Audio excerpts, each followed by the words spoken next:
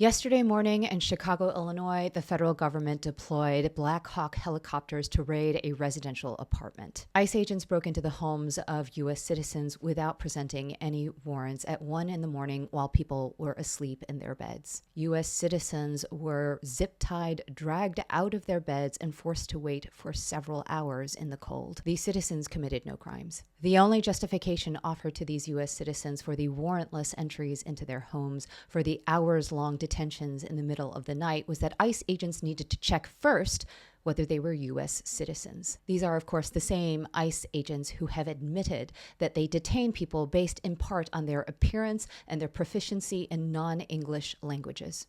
And now I'm going to tell you a story about me, my father, and an ugly-ass typewriter. I was 9 years old when my father dragged this ugly freaking monstrosity of a typewriter into my room and told me I needed to spend the afternoon writing a letter. It was a grievance letter to his union representative outlining how he was being mistreated by his supervisor. Why was I, a 9-year-old, being asked to type up my father's letter? Because he knew that even at 9 years old, I would be proofreading his writing. I would be fixing his writing. I would be making sure that his writing was American enough. I hated that typewriter. I hated my dad's supervisor, and I hated that he was making me do this. But you know what? Today, I'm glad, because that stupid typewriter, it trained me to recognize the vague contours of injustice, to translate my father's inarticulable rage into the undeniable print of black and white, to defend his sacrifice and his right to be with my very perfect English words that I needed to learn to write those stupid letters. I know that many of you watching this right now probably had your own stupid typewriter in your own bedroom.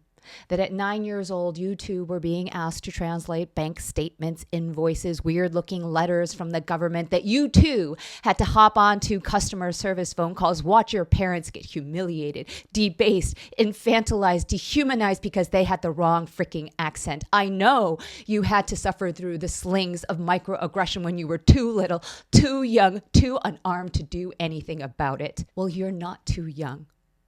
You're not too little anymore. And you are most certainly not unarmed.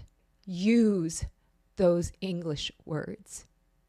Use them now. Use them frequently. Use them loudly. Use them to defend the ones who sacrificed everything so that you guys could have a freaking typewriter to begin with.